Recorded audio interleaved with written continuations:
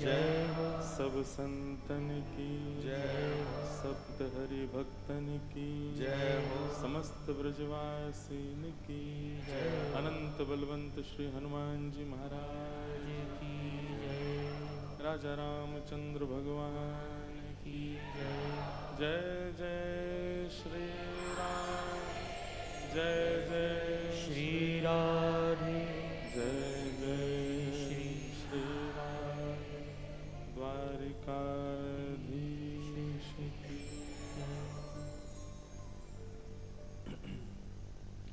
परम मंगल में परात्पर अखिलेश्वर अकारण करुणा वरुणालय भक्त वांछा कल्पतरु तड़िद्वित विनिंदित पीताम्बरधारी श्री बालकृष्ण लाल की महती अनुकंपा से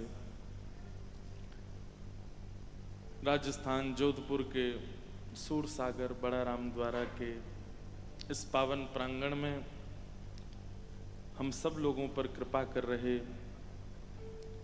ऐसे परम पूजनीय प्रातः वंद प्रातः स्मरणीय परम पूजनीय श्री राम प्रसाद जी महाराज के 50 वर्ष विरक्त वेश धारण महोत्सव में नवदा भक्ति महोत्सव का सुख ले रहे हैं। महाराज जी को इस पावन महोत्सव की खूब खूब बधाई।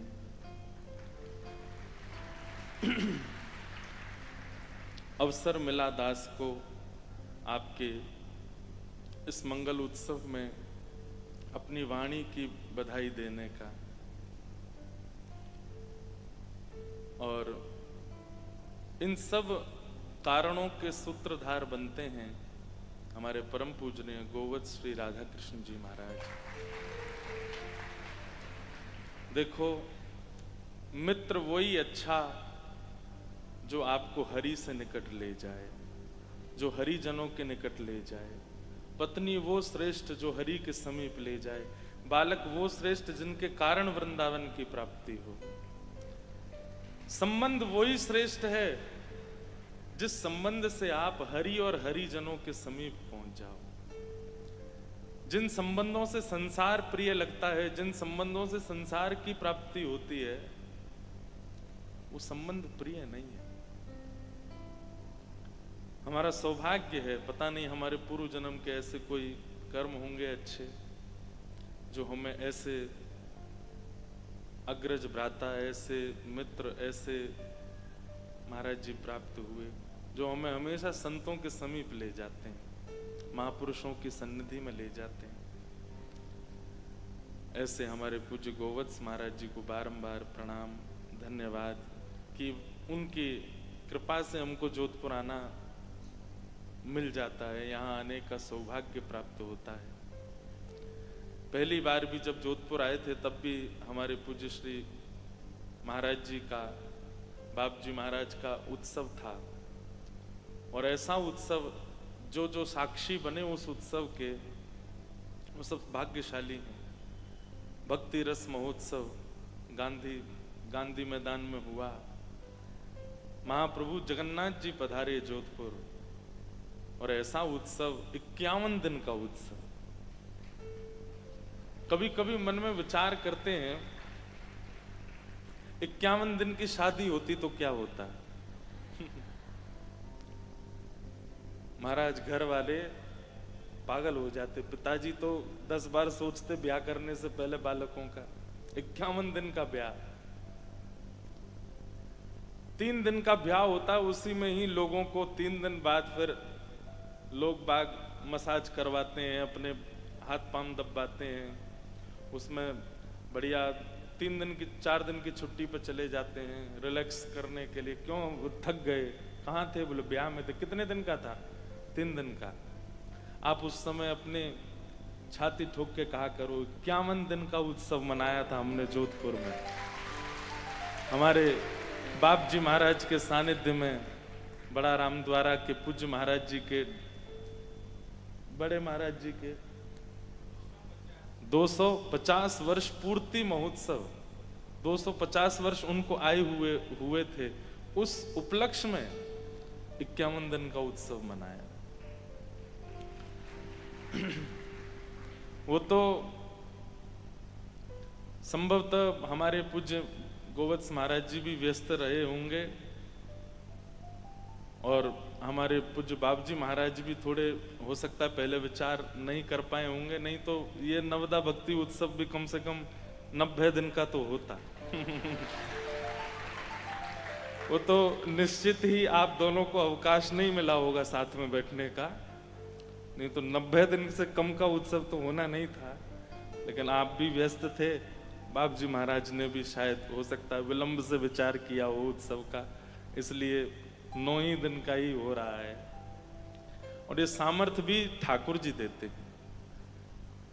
अरे हम अपने घरों के कोई एक दिन का उत्सव भी पूरे दिन खड़े रहो, कुछ मत करो, अपने जन्मदिन वाले दिन जन्मदिन वाला व्यक्ति थक जाता है रात को, आज पूरे दिन क्या कुछ किया नहीं है उसने, सबसे केवल अच्छा ही अच्छा सुना, फिर भी थक जाता है। ठाकुर जी के उत्सव में थकान नहीं होती, बल्कि 51 दिन बाद भी, मैं तो बस तब भी 2-3 दिन के लिए ही आया था, लेकिन 51 दिन बाद भी संभवतः जोधपुर के लोग बड़े व्याकुल हुए होंगे कि ये उत्सव 51 सेकंडों की तरह निकल गया। आज तक उस उत्सव की महक पूरे जोधपुर को महका रही है। तो तब भी पहली बार आना हुआ था और तब से बाप जी महाराज की कृपा है, हमारे गोवत्स महाराज जी का बड़ा अनुग्रह है कि दास को अपनी स्मृति में रख लेते हैं और सेवा का अवसर देते हैं, ये हमारे लिए सौभाग्य है। वैसे तो हमें पूरा 9 दिन का ही समय रहना चाहिए था, जिस अनुसार ये उत्सव की रूपरेखा है वैसे हमें रहना चाहिए यहाँ पूरा समय, पर इस बार के लिए महाराज जी हम क्षमा प्रार्थी, अगले बार कोई उत्सव हो, कितने दिन का भी हो, रहेंगे, पूरे उत्सव में विराजेंगे।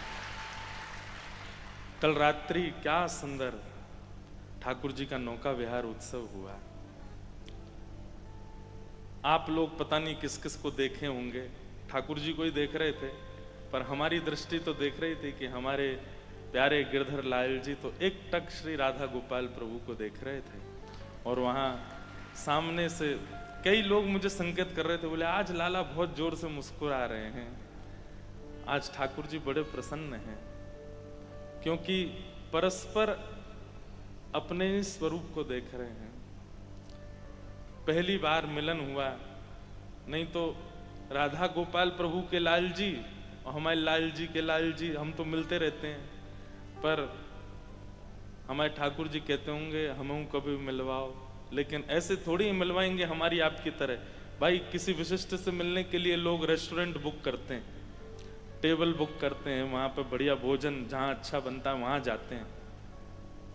ठाकुर जी भी ऐसे थोड़ी मिलेंगे कमरा में मिल लिए, महाराज पूरा जोधपुर इकट्ठा किया, बीच में सरोवर निर्माण किया, और कहां कहां से संत बुलाए, हरिद्वार के संत आए, ब्रज के संत आए, हमारे पूज्य महाराज जी का 50 वर्ष विरक्त वेश उत्सव उपलक्ष्य रखा। और कल शाम से ही अक्षय तृतीया प्रारंभ हो गई थी, अक्षय तृतीया पे ठाकुर जी मिले। तृतीया की जो बेला है वो तो शाम से ही लग गई थी, कल शाम से या रात्रि से, अब ज्यादा तो पता होगा, मुझे तो नहीं पता, पर संभवतः कल रात्रि से ही अक्षय तृतीया प्रारंभ हुई। ठाकुर जी देखो कैसा योग संयोग बनाते हैं, क्योंकि ये चुना था ठाकुर जी ने कि हमें ऐसी व्यवस्था में मिलना है। साक्षी बनाया इतने सारे लोगों को, ऐसे संत जनों को उपस्थित किया, तिथि भी शुभ उपस्थित की, और धन्य हैं आप लोग। आप लोग तो ऐसे स्थिर होकर दर्शन करते हैं, बढ़ते ही नहीं है आगे। श्रीनाथ जी अगर यहीं विराज गए होते जोधपुर में, तो पीछे वालों को तो जन कितने दिन प्रतीक्षा करनी पड़ती, हटते ही नहीं आप। ऐसा आनंद कल हुआ, मन तो खूब हो रहा था कि मछली बनकर के भीतर प्रवेश कर जाएं, लेकिन मुझे ऐसा लगा था महाराज जी कहीं मैंने अगर डुबकी लगाई तो सब अनकंट्रोल्ड होकर के कहीं कूद काद नहीं जाए यहाँ पे। आपके जाने के बाद भी मैंने विचार तो किया कि थोड़ा स्नान कर लें, क्या यहाँ थोड़ा आनंद करें, पर फिर थोड़ा लगा कि नहीं, माहौल थोड़ा अलग ही हो जाएगा। मैं तो कछुआ बन के डोलता, पर बहुत सारी मछली और मगरमच्छ और कूद पड़ते तो फिर राम द्वारा में बाढ़ आ जाती, इसलिए मैं भी फिर चुपचाप निकल गया।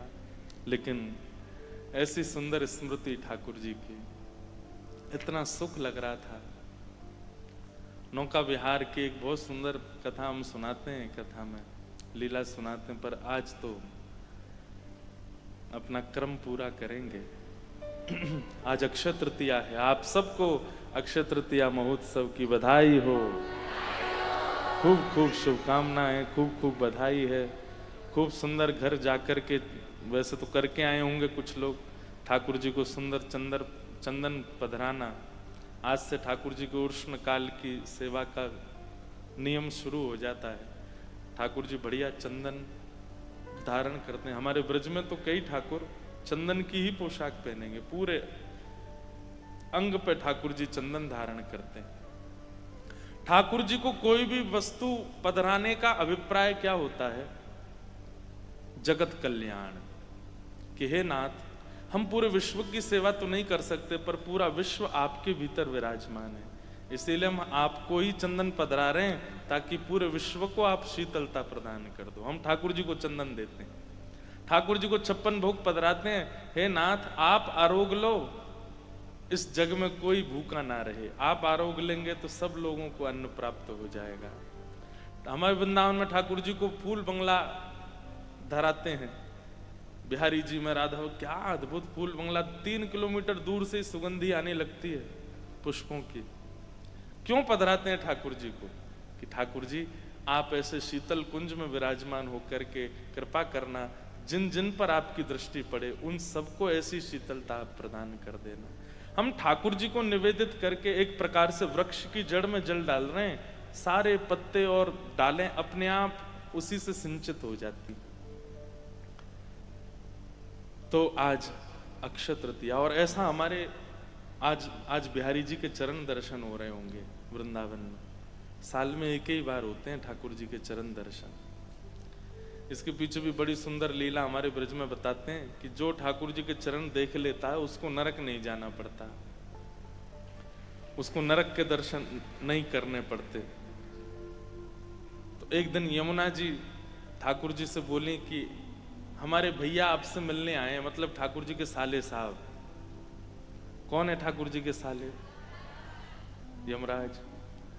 ठाकुर जी ने कही, कहो भैया साले साहब कैसे आए? बोले, आप तो हमारा व्यापार बंद कराने के उम्मीद में हैं, आप तो चाहते हैं कि हमारा जो नरक है वहाँ के सब किवाड़ बंद हो जाएं। ठाकुर जी बोले, क्यों? बोले, बिल्कुल अनावृत निरावृत चरणों के दर्शन आप सबको करा देते हैं, लोग कुछ भी करके आते हैं, आपके चरण देख लेते हैं और नरक दर्शन नहीं करना पड़ता। फिर संचिंतयेद भगवतश्चरणारविंदम वज्रांकुशध्वज सरोरुहलांचनाट्यम उत्तुंग रक्त विलसन नख चक्रवाल ज्योत्स्ना विराहत महद हृदयांधकारम। कपिल देवूति संवाद में भगवान कहते हैं चरण दर्शन की महिमा कितनी है।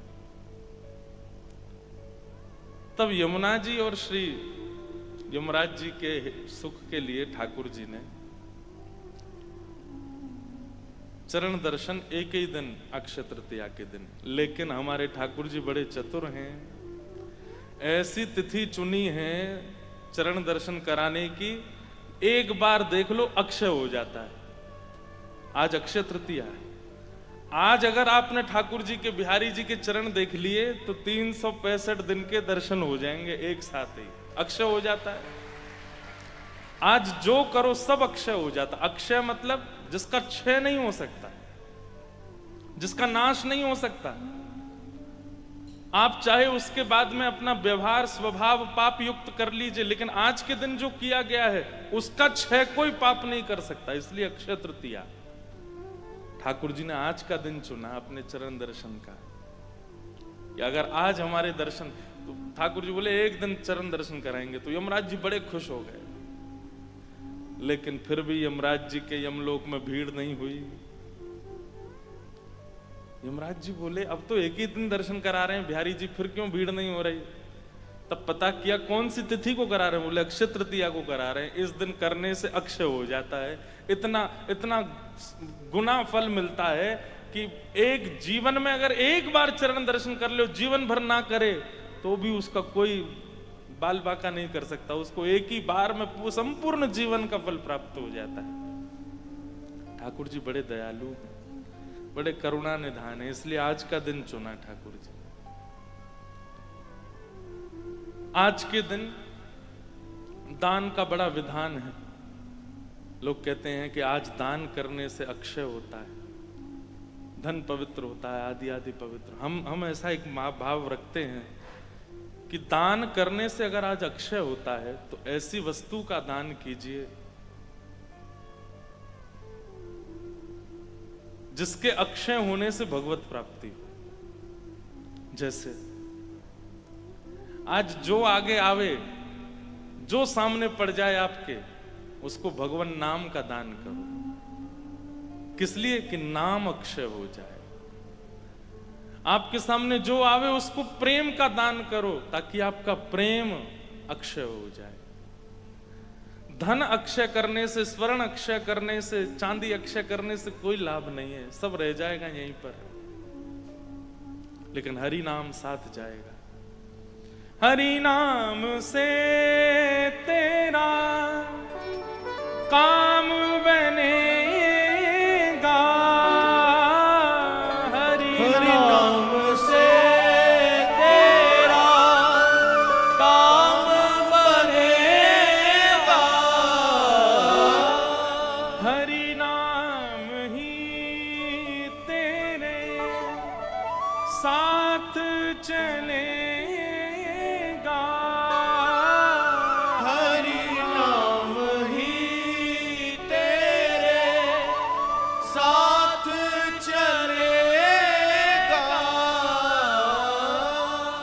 हरि नाम लेने वाला, हरि नाम लेने वाला, हरि नाम गाने वाला, हरि नाम गाने वाला, हरि का है प्यारा, हरि का भजन करो, हरि है हमारा, हरि का भजन करो, हरि है हमारा। आज हमको अक्षय तृतीया पे ऐसे सुंदर कोरस वाले मिल गए। हमारे साथ महाराज जी गा रहे, अक्षय हो गया महाराज जी। अब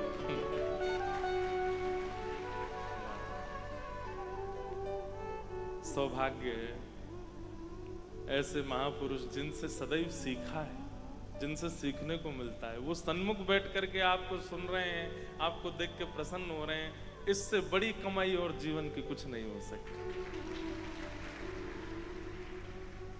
तो आज अक्षय तृतीया है। धन धान्य तो दान रोज करना चाहिए, लेकिन आज तो नाम का दान करो, आज तो ज्ञान का दान करो, आज तो प्रेम का दान करो, ताकि वो अक्षय हो जाए। आज चाहे जो कोई कुछ कर दे, गुस्सा भी आ रहा हो, क्रोध करना नहीं, अक्षय हो जाएगा। नहीं तो गुस्सा नहीं करना, आज क्रोध नहीं करना, गुस्सा नहीं करना, किसी को डांटना नहीं, फटकारना नहीं। आज जो करोगे सब अक्षय होगा। किसी का मजाक मत उड़ाना, सब अक्षय हो जाएगा। आज तो भैया एक क्षण भी हरि स्मरण के बिना ना निकले, ताकि वो अक्षय हो जाए, वो अक्षय हो जाए। अंतिम श्वास तक हरि स्मृति बनी रहे, क्योंकि वही साथ रहने वाला है और कुछ साथ नहीं जाएगा। हमारा सौभाग्य है कि हम तो कथा कर रहे हैं और इतने सारे संतों की उपस्थिति में कर रहे हैं, इनकी साक्षी में कर रहे हैं। हे नाथ, बस यही कृपा करना कि ये भाव, ये वाणी की सेवा अक्षय हो जाए। बस यही करते रहें, उठते चलते फिरते बैठते गाते नाचते हरे हमेशा बस ये अक्षय हो जाए। आप सबको बहुत बहुत शुभकामना। आज नवदा भक्ति महोत्सव का तृतीय दिवस और तृतीय भक्ति श्रवणम कीर्तनम विष्णु स्मरणम पाद सेवनम अर्चनम वंदनम दास्यम सख्यमात्म निवेदनम। आज की जो भक्ति है वो है स्मरण भक्ति। आहा, श्री विष्णु श्रवणे परीक्षित भवत् वैयासकी कीर्तने प्रहलाद स्मरणे तदांग्रि भजने लक्ष्मी प्रथु पूजने। और आज की भक्ति के आचार्य कौन है? श्री प्रहलाद जी महाराज। स्मरण भक्ति के आचार्य प्रहलाद जी महाराज, जिनके मुख से ही नवदा भक्ति का प्रवचन प्रकट हुआ है। प्रहलाद जी ही नवदा भक्ति का भाव अपने पूज्य पिताजी को सुनाते हैं। ये स्मरण भक्ति के आचार्य, बहुत ध्यान से सुनिएगा। स्मरण, तुम्हारी याद आती है, बताओ क्या करें मोहन।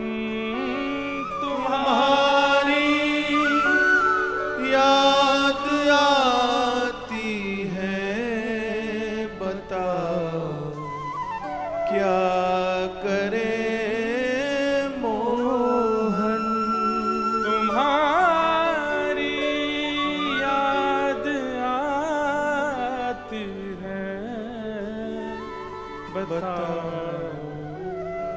क्या करे मोहन। बताओ क्या करे मोहन। बताओ क्या करे मोहन। स्मरण भक्ति, स्मृति।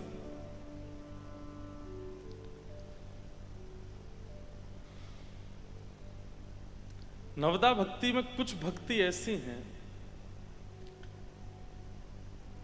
जिनके लिए प्रयास और परहेज ये दोनों करने पर भी कई बार सफलता प्राप्त नहीं होगी।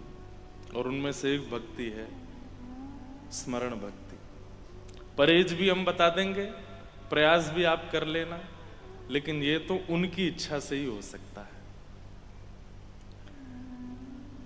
स्मरण भक्ति के आचार्य हैं श्री प्रहलाद जी महाराज, जिन्होंने कभी ठाकुर को देखा नहीं है, लेकिन बाल्यकाल से ही अपने गर्भ में मां के जब नारद जी महाराज के प्रवचन सुने, भक्ति भाव सुने, जन्म लेते ही उनके चित्त में वो भक्ति के बीज अंकुरित हो गए। एक बात बहुत ध्यान से सुनिएगा। कल मुझे एक पत्र भी आया था, मैं उसका उत्तर नहीं दे पाया।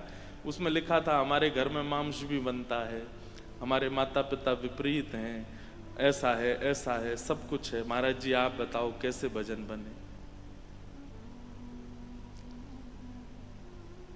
स्मरण भक्ति का पहला एक नियम जान लीजिए, शिकायत नहीं करनी है। ठाकुर जी से कोई शिकायत नहीं, चाहे जैसी स्थिति मिली हो। प्रहलाद जी ने कभी कोई शिकायत की हो ठाकुर जी से? नहीं, शिकायत किसी भक्त ने नहीं की। वो तो व्याज स्तुति होती है कि हम ठाकुर जी से थोड़ी, जब प्रेम बहुत कर लिया जाता है ना, तो नोक झोंक करी जाती है।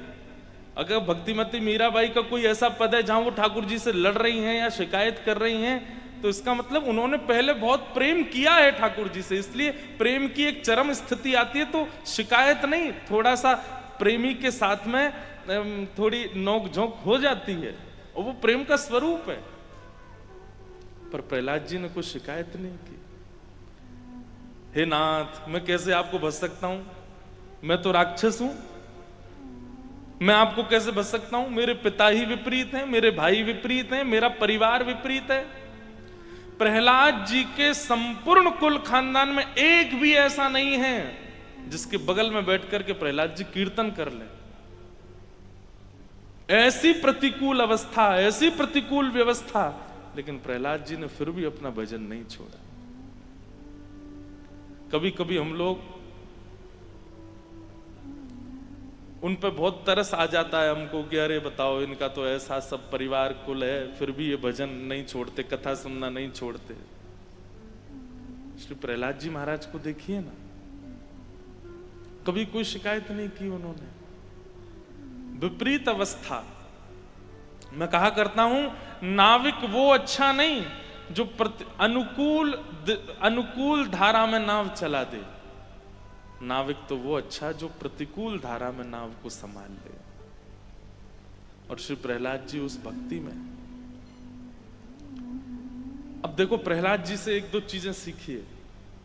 पहली बात, शिकायत नहीं कि ठाकुर जी आपने, मैं क्या करूं, आपने मुझे ऐसा बनाया, आपने मेरा परिवार कुल खानदान सब ऐसा कर दिया, मैं कैसे भजन करूं? नहीं, कोई शिकायत नहीं। प्रहलाद जी महाराज नित्य अपने पिताजी को प्रणाम करते हैं, नित्य अपने भाई बंधुओं को वंदन करते हैं। और भागवत जी में वर्णन है कि श्री प्रहलाद जी महाराज दानव विश्वविद्यालय पढ़ने गए, वहां जाकर के दानवी विद्या भी सीखते हैं, लेकिन इन सब के बाद भी प्रहलाद जी के चित्त पर कोई असर नहीं हुआ। चित्त तो हरि का ही है। एक बात हम खुल के कह दें, मान लीजिए कि आप भजन करते थे और अचानक एक दो साल बाद ऐसा हुआ कि आपकी भक्ति में अब लेश हो गया, अब आपकी भक्ति कम हो गई, अब आप थोड़े से व्यवचार में पड़ गए और आपसे किसी ने पूछा, बोले पहले तो भाई तुम बड़े भक्त थे, अब क्या हो गया? बोले यूनिवर्सिटी गए थे पढ़ने के लिए, वहां बच्चों का संग ऐसा हो गया, ऐसी संगति मिल गई, ऐसे लोग खाते पीते सब थे, क्या करें, धीरे धीरे हमारा व्यवहार भी बिगड़ गया। इसका मतलब पता है क्या है? आपके हृदय को ठाकुर जी ने तब भी स्वीकार किया ही नहीं था। अगर किया होता तो चाहे जैसी स्थिति परिस्थिति हो जाती, आप अपने चित्त से ठाकुर जी का त्याग नहीं करते। एक सामान्य से प्रेमी की चर्चा, क्योंकि ये जल्दी समझ में आता है इसलिए ऐसे उदाहरण देने पड़ते हैं हमको। कोई प्रेमी अगर अपने प्रेमी को प्राप्त करना चाहता है तो माता से रूठ जाएगा, पिताजी विपरीत हो जाए, परिवार विपरीत हो जाए, कुल खानदान विपरीत हो जाए, चाहे उसके सामने अपने प्रेमी से भी लाख गुना योग्य, लाख गुना सुंदर व्यक्ति आ जाए, फिर भी वो स्वीकार नहीं करता। जिसको एक बार चुन चुका है वो उसी का ही रहता है, वही तो प्रेम कहा जाता है। लेकिन पता चली कि हम जिससे प्रेम करते हैं उससे न ज्यादा पैसा वाला है ये, इसके संग रह लेंगे तो थोड़ा न ज्यादा हमको आगे भविष्य में कष्ट नहीं होगा, और फिर उसको हम छोड़ दें, और वहां तो ये प्रेम है। प्रेमियों की भाषा में इसको क्या बोलते हैं? बेवफाई। इसको क्या बोलते हैं? धोखा दे दिया। फिर बेचारा वो रोता है, देखना एक दिन तुमको पता चलेगा, आदि आदि सब बातें होती हैं। ठीक वैसे ही अगर एक बार हरि शरणागति ग्रहण की है, उसके बाद चाहे व्यवहार, चाहे संगति, चाहे आहार, चाहे कैसे भी स्थिति आ जाए, अगर उस स्थिति के आने पर आपके हृदय का स्वरूप परिवर्तित हुआ है, इसका मतलब वो पहले भी शुद्ध नहीं था, इसीलिए परिवर्तित हो गया। और अगर शुद्ध होगा तो महाराज अमेरिका की यूनिवर्सिटी में भी पढ़ाना, आपका व्यवहार नहीं बदलेगा, आपका चित्त स्वभाव स्वरूप नहीं बदलेगा। इसका मतलब वो पहले ही शुद्ध नहीं था, इसीलिए परिवर्तित हो गया। प्रहलाद जी से ये बात हमने सीखी है कि चाहे जैसी स्थिति आ गई लेकिन प्रहलाद जी का स्वभाव नहीं बदला, शिकायत नहीं। स्मरण भक्ति का पहला सूत्र है, ठाकुर जी से कोई शिकायत नहीं। एक भाव मैं गाता हूं, उसमें पंक्ति आती है, न कोई शिकायत नहीं कोई जी, कर लो करा लो प्रभु जो है तेरी मर्जी। न कोई शिकायत ना कोई अर्जी, कर लो करा लो प्रभु जो तेरी मर्जी। सुख दो या गम जो भी, सुख दो या गम जो भी, सुख दो या गम जो भी, सुख दो या गम जो भी, मैं प्रेम से सहूंगा जहां ले चलोगे वहीं मैं चलूंगा। जहां ले चलोगे वहीं मैं चलूंगा। समर्पण, ये दूसरी बात। स्मरण भक्ति में पहले तो शिकायत नहीं, और स्मरण भक्ति में दूसरा समर्पण। ऐसा समर्पण ठाकुर जी के प्रति, तेरे फूलों से भी प्यार, तेरे कांटों से भी प्यार, तू जो भी देना चाहे दे दे मेरे करतार। तभी स्मरण भक्ति श्रेष्ठ हो सकती है। याद, स्मृति।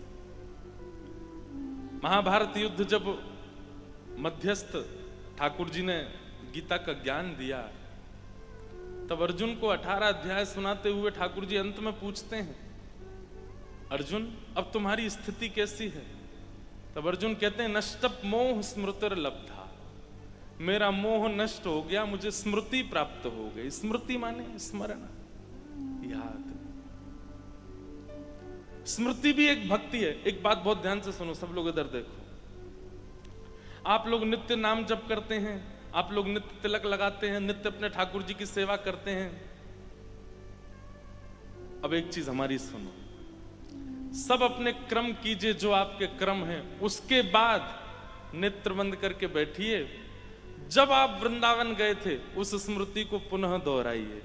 जब आप जगन्नाथपुरी गए थे उस स्मृति को पुनः दोहराइए। जब आप श्रीनाथ जी गए थे उस स्मृति को पुनः दोहराइए। जब जोधपुर में एक उत्सव हुआ था, वहां संतों का आगमन हुआ, उस स्मृति को पुनः दोहराइए। वहां ये महाराज जी आए थे, उन्होंने ये बात कही थी, उस स्मृति को दोहराइए। यहाँ पर रामद्वारा में नवदा भक्ति महोत्सव हुआ, इस स्मृति को दोहराइए। संपूर्ण स्मृतियों का एक बार चिंतन कर लिया कीजिए। ये स्मरण भक्ति का एक स्वरूप है। बोलो गंगा मैया की।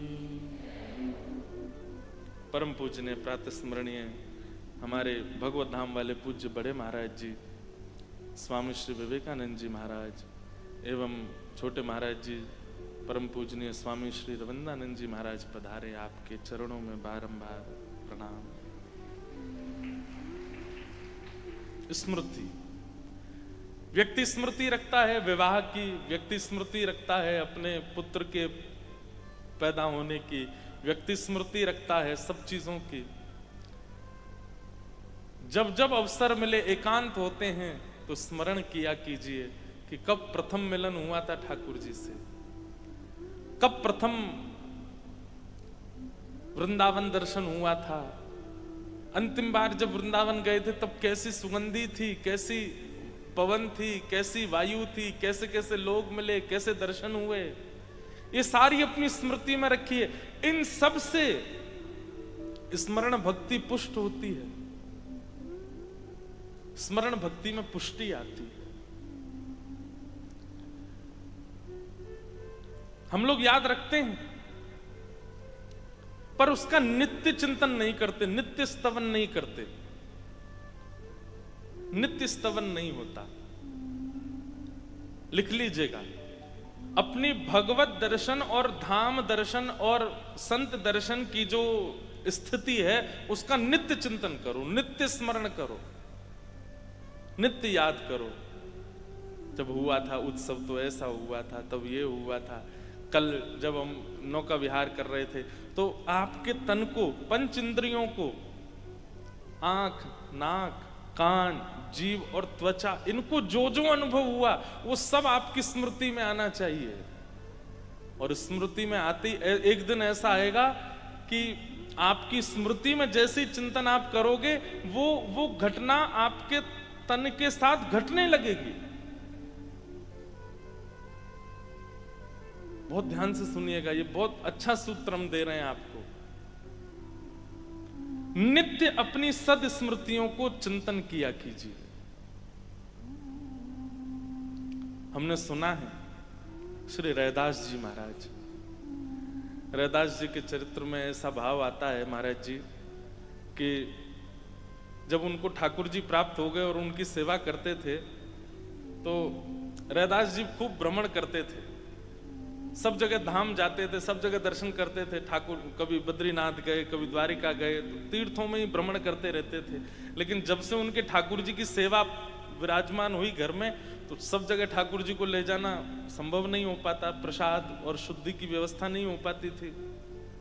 तो रैदास जी क्या करते, अपने ठाकुर जी को तैयार करते और तैयार करके मन विचार करते, जय जय आज कहाँ चलोगे घूमबे, चलो आपको बद्रीनाथ दर्शन करा लाते हैं। तो अपनी कुटिया की एक खिड़की के ऊपर लिख देते थे श्री बद्रीनाथ धाम, और अपने ठाकुर जी की चौकी उठाते, 2-4 बार बीच में घुमाते और श्री बद्रीनाथ धाम में ले जाके, ओ हो बद्रीनाथ आ गए, क्या ठंडी बिहार चल रही है ठाकुर जी, देखो बर्फीले पहाड़ चारों ओर, अलकनंदा जी बह रही हैं, कितना सुंदर लग रहा है।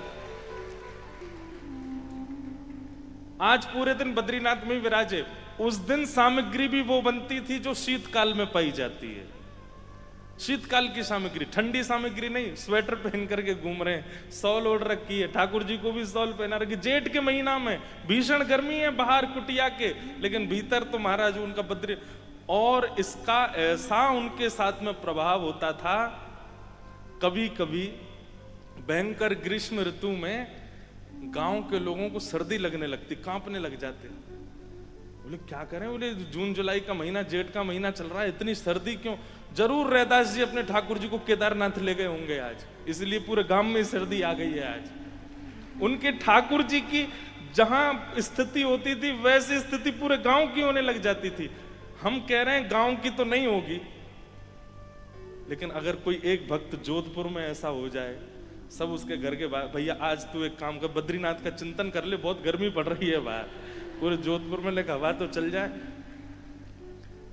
स्मृति भक्ति में, स्मरण भक्ति में ये सामर्थ्य है कि आप जो स्मरण करेंगे वो आपके तन के साथ घटने लगेगा। इसी को हमारे वृंदावन में महाराज जी मानसी भक्ति कहते हैं, जहां हमारे ब्रज के निकुंज उपासी संत वैष्णव जन नेत्रबंद करते हैं और नेत्रबंद करते ही ध्यान करते हैं, सुंदर सघन कुंज है, यमुना जी बह रही हैं, आहा सुंदर मोगरा के इत्र डारे गए हैं रज में, खस के इत्र लगाए गए हैं रज में, ऐसी सुगंधी आ रही है। कुंज निकुंज में सुंदर मोगरा के पुष्पों से सजावट की गई है, ठाकुर जी का रत्न जटित सिंहासन विराजमान है, उस पर चंदन के छींटे पड़े हैं। प्रिया प्रियतम दोनों ऐसी पीतांबरी नीलांबरी पहन करके, पामन में नूपुर धारण करके मधुर चाल से चलते आ रहे हैं, छत्र चमर लेकर के सखियां चल रही हैं। और हमारी सेवा क्या है, बोले हमको आज ठाकुर जी ने सेवा दी है, दूर खड़े है कि पंखा जलो, हम पंखा जल रहे हैं और ठाकुर जी हमारी सेवा स्वीकार कर रहे हैं। आप निश्चित मानिए हमारे ब्रज के जो संत मानसी सेवा में जाते हैं, जब वो चिंतन करते हैं और चिंतन करते ही उनके भाव में आता है कि यहाँ रज में आज मोगरा का इत्र है, वो जिस कक्ष में बैठे होते हैं वहां अपने आप मोगरा की सुगंधी आने लग जाती है। वो यदि विचार कर लेते हैं कि आज सुंदर आकाश में घनघोर बादल छाए हैं और रिमझिम वर्षा हो रही है, तो भले ही बाहर बादल ना हो, लेकिन उनके वस्त्रों पर, उनके मुखार बिंद पर, उनके केश पर छोटे छोटे बिंदु प्रकट हो जाते हैं, मानो जैसे सच में वर्षा हो रही हो। स्मरण भक्ति सामान्य नहीं है।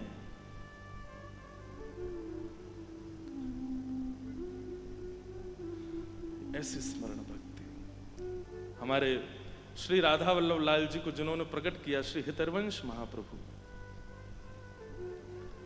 उनके बाल्यकाल की लीला सुनाते हैं और कहते हैं कि महाप्रभु जी तो वंशी के अवतार हैं।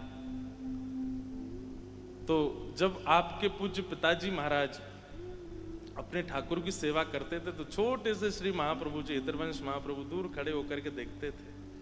उनकी इच्छा होती थी कि मैं भी सेवा में जाऊं, लेकिन छोटा बालक जानकर के पिताजी दूर रखते थे। लड़ते थे पिताजी से, मुझे भी सेवा का अवसर दीजिए। कभी जिज्ञासा करते थे, मुझे भी सेवा करनी है ठाकुर जी की।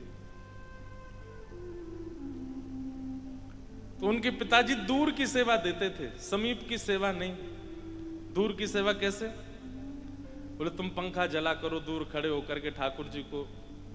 कभी कहते ठाकुर जी झूला पे विराज रहे, ये लो डोर पकड़ो, दूर से झुलाते रहो ठाकुर जी को। और जितनी सेवा मिलती थी महाप्रभु जी उसमें बड़े प्रसन्न होते, चलो जो मिले मिल तो जाए। एक दिन महाप्रभु जी ठाकुर जी को झूला झुला रहे थे छोटे स्वरूप में, और झुलाते झुलाते झुलाते झुलाते उनके नेत्र बंद हो गए, और नेत्र बंद होते ही वो तो निकुंज में प्रवेश कर गए।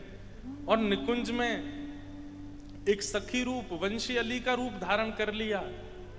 और वहां पर क्या देख रहे हैं कि स्थिर स्थूल मूर्तिमंत ठाकुर जी नहीं है, प्रकट ठाकुर जी हैं। अपने हाथ भी हिला रहे हैं, अपने पाम भी हिला रहे हैं, अपने नेत्र भी मटका रहे हैं। किशोरी जी के गले में गलवैया देकर के खूब सुंदर सघन कुंज में विहार कर रहे हैं। आहा, ठाकुर जी के रास विहार का दर्शन करने लगे। बहुत सुंदर एक पद है, आ तो राय स्मृति में, एक स्वर दीजिए। आज गोपाल रास रस खेलत, आज गोपाल रास रस खेलत। श्री हितरवंश महाप्रभु का पद है। आज गोपाल रास रस खेलत, आज गोपाल रास रस खेलत। पुलिन कल्प तरु तीर री सजनी, पुलिन कल्प तरु तीर री सजनी। आज गोपाल रास रस खेलत, आज गोपाल रास रस खेलत। शरद विमल नभ चंद विराजत, शरद विमल नभ चंद विराजत। रोचक त्रिविध समीर सजनी, रोचक त्रिविध समीर सजनी। आज गोपाल रास रस खेलत, आज गोपाल रास रस खेलत हित हरिवंश मगन मन श्यामा, हित हरिवंश मगन मन श्याम। जय श्री हित हरिवंश मगन मन श्यामा, हित हरिवंश मगन मन श्यामा। क्या कर रहे हैं? हरति मदन घन पीर रि सजनी, हरति मदन घन पीर सजनी। आज गोपाल रास रस खेलत, आज गोपाल रास रस खेलत। आज गोपाल, आज गोपाल, आज गोपाल। हित हरिवंश मगन मन श्यामा। किशोरी जी कैसी हैं? बोले मगन मन में है, आनंद में है। क्यों?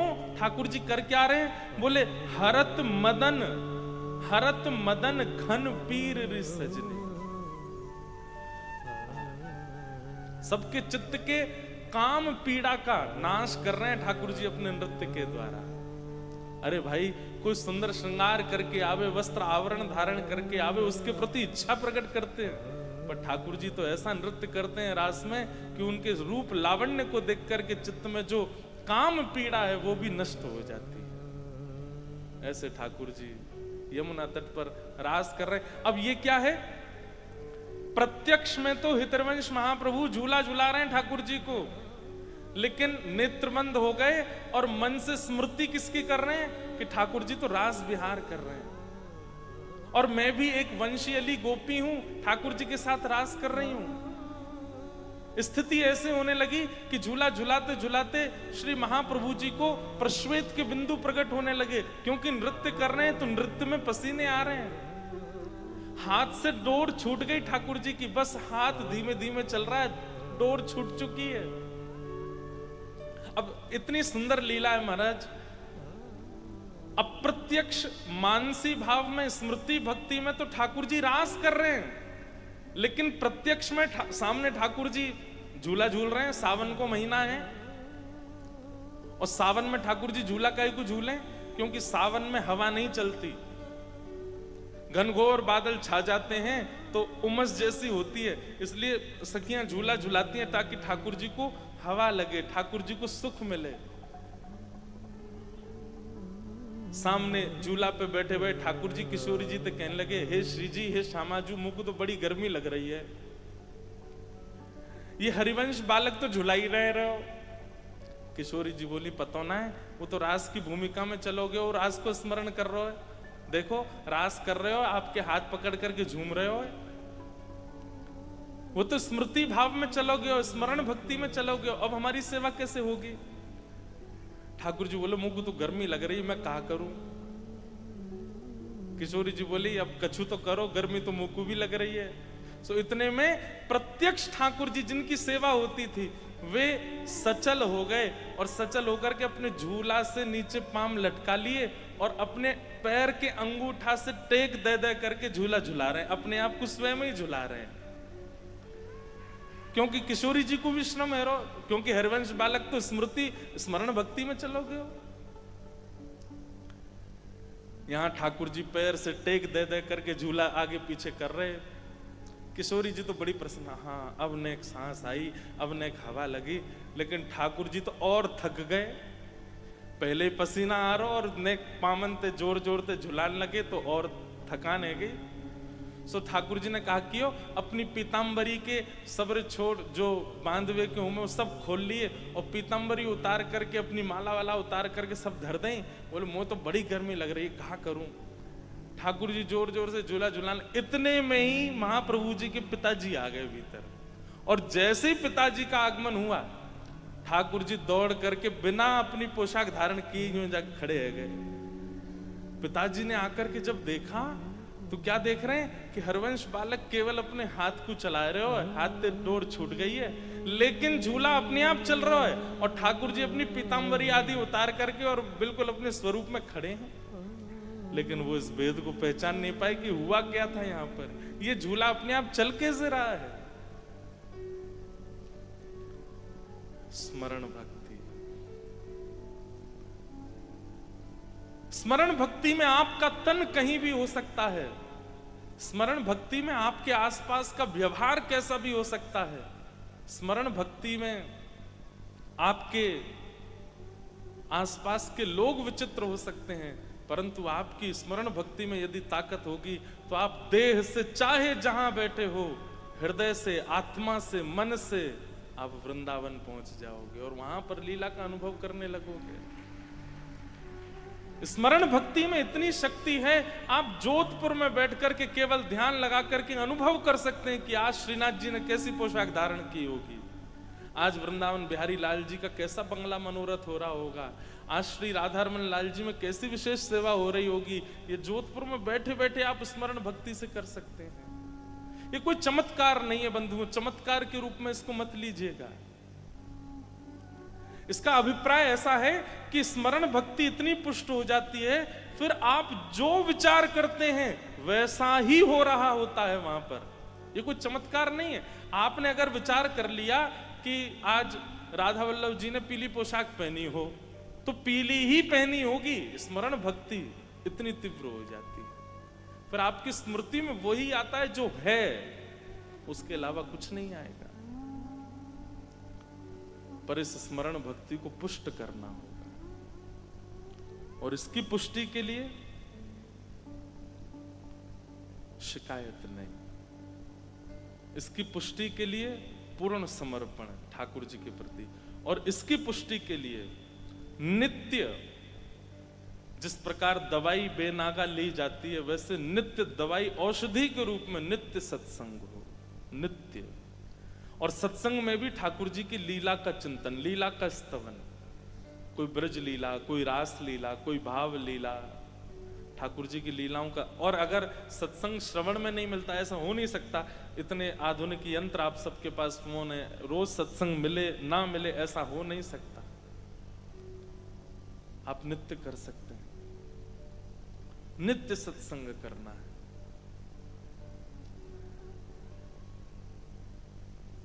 ये तीन कार्य, सत्संग, समर्पण और बिना शिकायत के, बिना अर्जी के, बस जैसे राखो तैसे रहूं, जैसे राखो तैसे रहूं। फिर जैसी स्थिति परिस्थिति व्यवस्था वो स्वीकार। तीसरा स्थिति कह दूं तो स्वीकारीकरण, जैसी व्यवस्था अवस्था मिल जाए वो स्वीकार है। इन तीनों से स्मरण भक्ति पुष्ट होती है। अच्छा, एक स्मरण भक्ति का हमारे ब्रज का नियम है, वो और हम आपको थोड़ा कह दें कि जब आप स्मरण में जाते हैं, ठाकुर जी का स्मरण करते हैं, तो अभी आप राधारमण जी का स्मरण करते हो, राधा वल्लभ जी का स्मरण करते हो, बिहारी जी का स्मरण करते हो, श्रीनाथ जी का स्मरण करते हो, जहां आपकी रुचि उनका स्मरण करते हो। स्मरण में क्या विचार करते हो? मंदिर में ठाकुर जी विराज रहे हैं, ऐसी पोशाक पहनी है, श्रृंगार आदि, इतने मात्र ये प्रारंभिक स्मरण हो सकता है, लेकिन रोज यही स्मरण नहीं करना है। फिर अब उस स्मरण में थोड़ी परिवर्तन लाओ। अब कैसा परिवर्तन? अपने हृदय कुंज में ही एक सुंदर निकुंज बनाओ अपनी मति के अनुसार। ऐसे वृक्ष हैं, ऐसे पुष्प हैं, ऐसी पवन है, ऐसी नदी बह रही है, ऐसी सुंदर सेज है, और जिनका आप स्मरण करते हो, राधा रमण, राधा वल्लभ, बिहारी जी, श्रीनाथ जी, उन्हीं ठाकुर जी को सचल मान करके वहां विराजमान करो। और सचल रूप में ठाकुर जी आपके सामने सेज पर विराज रहे हैं, उसके बाद अपने गुरुदेव का स्मरण करो। हमारे गुरुदेव कौन? जिनकी कृपा से हम ये सब भाव धारण कर रहे हैं, जिन्होंने हमें नाम दीक्षा, गुरु दीक्षा एवं दिशा प्रदान की, उन गुरुदेव का भी एक आसन लगा दो। बहुत ध्यान से सुनिएगा, बिना गुरुदेव को आसन पधराए यदि आप स्मरण भक्ति में जाएंगे, मानसी भक्ति में जाएंगे, तो हो सकता है आपसे अपराध बने। इसलिए गुरुदेव को वहां विराजमान कर दो, गुरुदेव हमारे बैठे। और उसके बाद स्वयं की जो सेवा आप करना चाहो वो सेवा ठाकुर जी से करो, वार्ता करो, ठाकुर जी की कुछ सुनो, अपनी कुछ सुनाओ। सखा भी आए, मधुमंगल श्रीदामा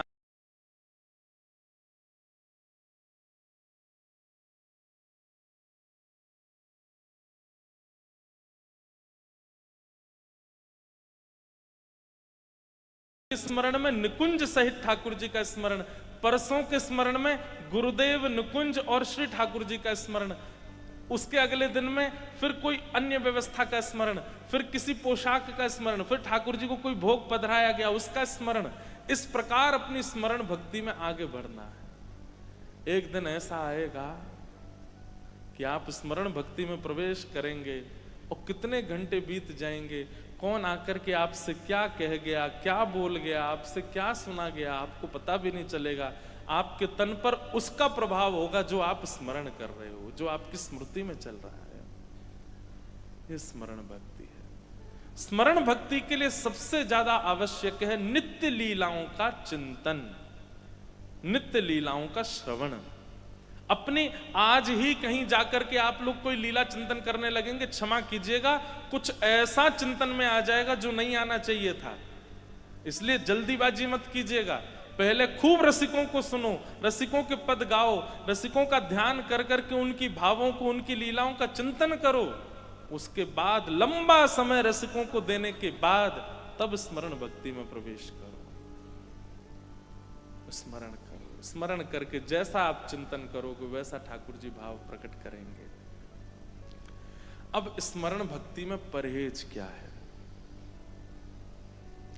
सबसे बड़ा परहेज वैष्णव अपराध नहीं। कोई तिलक धारण करे है, किसी ने कंठी में पहनी है तुलसी माला, हाथ में नाम जप माला है, उसकी वेशभूषा में धोती है, बगलबंदी है, पटक, किसी भी रूप से वो ठाकुर जी के भेष में है, तो भी उसका अपराध नहीं करना है। ये सबसे बड़ी बाधा है स्मरण भक्ति में। परहेज किसका करना है? कैसा भी कोई वैष्णव सामने आ जाए उसके प्रति आपको भाव ही रखना है।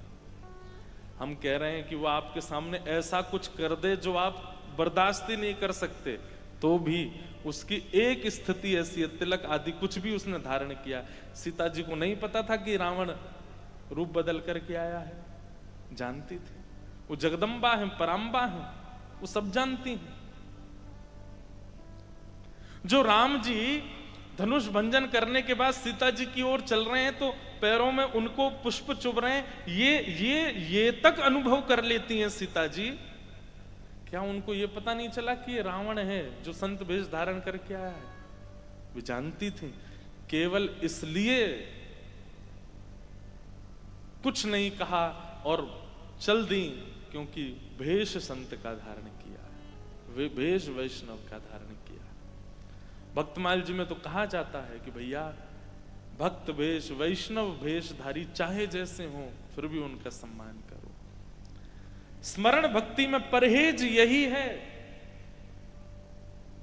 कि आप अपने मन में किसी वैष्णव के प्रति दोष प्रकट मत करो, क्योंकि अगर दोष प्रकट हुआ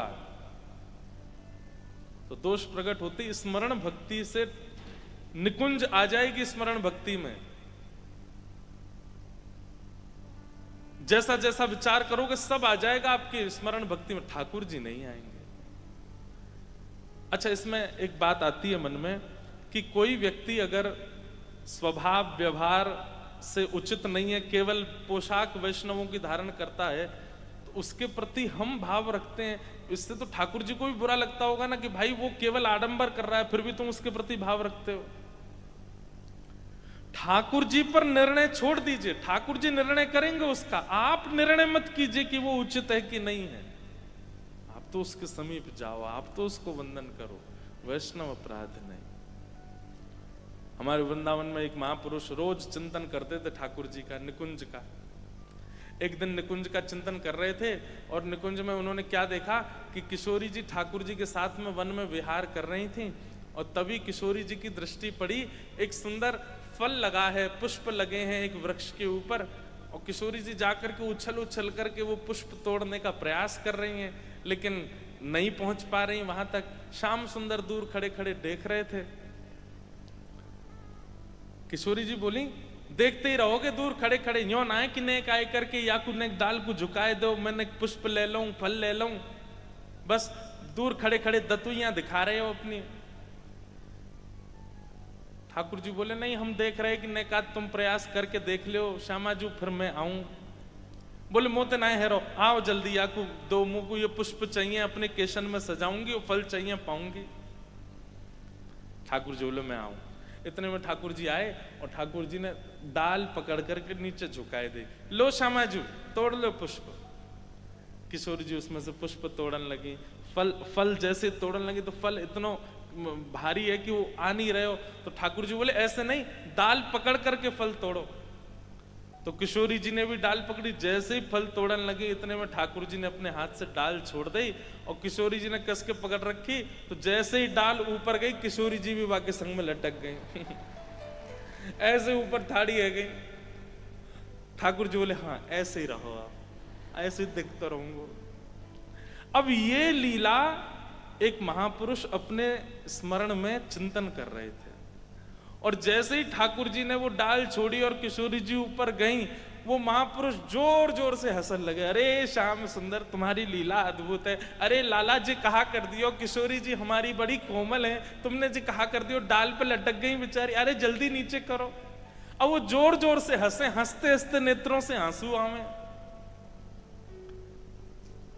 विचार कीजिएगा, इधर देखो, विचार कीजिएगा। वे तो केवल लीला स्मरण करके हंस रहे थे, लेकिन तभी सामने से एक ब्रजवासी जा रहा था, उसका एक पैर नहीं था और थोड़ा वो ऐसे अचक के चल रहे थे, और तभी ये महापुरुष हंसने लगे, तो उसको ऐसा लगा कि ये मेरी लाचारी पर हंस रहे हैं, मेरी दुर्बलता पर हंस रहे हैं। उनके मन में जैसे ये भाव आया मेरी दुर्बलता पर हंस रहे हैं, इतने में ही उन महापुरुष के चित्त में किशोरी जी ऐसी डाल पे खड़ी हैं और ठाकुर जी नीचे से हंस रहे हैं। बस यही दृश्य दिखते दिखते दिखते ठाकुर जी और किशोरी जी अंतर्ध्यान हो गए। क्यों अंतर्ध्यान हुए? क्योंकि वैष्णव अपराध बन गया। अब वो बाबा इतनी चिंता में आगे, बोले अरे ये लीला अधूरी कैसे रह गई, ये लीला यहीं पर विश्राम क्यों हो गई, ये आगे लीला का विस्तार क्यों नहीं हुआ। नेत्र बंद करके चिंतन करने लगे, ठाकुर जी से निवेदन करने लगे, हे श्याम सुंदर आप कहां चले गए, किशोरी जी कहां चली गई, आप दोनों अंतर्ध्यान क्यों हो गए। ठाकुर जी नहीं आए। सोचो, वर्षों की तपस्या, वर्षों की परिश्रम, वर्षों का ध्यान, वर्षों की जप, सब एक अपराध से सब नष्ट हो गया। खूब यमुना स्नान किए, खूब वृंदावन परिक्रमा लगाई, लेकिन पुनः स्मरण में ठाकुर जी नहीं आए। तब अपने गुरुदेव से जाकर के कहा, गुरुदेव ऐसे ऐसे सब लीला हुई, रोज ठाकुर जी चिंतन में आते थे, रोज ठाकुर जी स्मरण में आते थे, नित्य नित्य नूतन लीलाएं करते थे, कभी रुलाते थे कभी हंसाते थे, लेकिन पतो ना कहा भयो ऐसो, परसों ऐसी लीला है रही, मैं जोर जोर ते हंस रहे हो, पतो ना मेरी हंसी ते बुरो मान गए कि कहा है गए ठाकुर जी अंतर ध्यान है गए, अब मुंह को लीला दिख नहीं रही है। गुरुदेव ने तुरंत पूछा, बोले जब ठाकुर जी अंतर ध्यान हुए तो तुमने नेत्र खोल के देखा? बोले हाँ मेरे नेत्र खुल गए थे। बाहर क्या दिखा? बोले गुरुदेव कुछ नहीं, मैं बैठा था बस यही, और कुछ नहीं। बोले कोई व्यक्ति दिखा आसपास? तभी उन्होंने ध्यान से चिंतन कर, हाँ गुरुदेव एक व्यक्ति था, उसके एक पैर नहीं थे, वो लाचार थे, थोड़े से जा रहे थे आगे, थोड़ा लंगड़ा रहे थे। गुरुदेव बोले हो ना हो, तुम्हारी उस क्रिया से, तुम्हारी उस हंसी से उनको ऐसा लगा होगा कि तुम उनकी लाचारी पर हंस रहे हो, और वो कहीं ब्रजवासी होंगे, कोई वैष्णव होंगे, उनके बुरा मानने से ठाकुर जी तुम्हारे हृदय से प्रस्थान कर गए। जब तक वो तुम्हें क्षमा नहीं करेंगे तब तक ठाकुर जी नहीं आएंगे।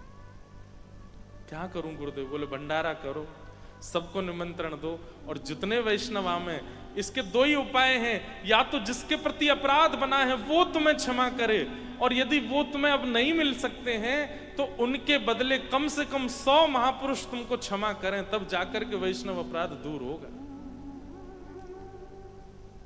उन्होंने भंडारा कराया, भंडारा करा करके जितने महापुरुष पधारे सबको दक्षिणा प्रदान करें, और सबके चरणों में प्रणाम करके कान पकड़ के कहें मुझे क्षमा कर दो।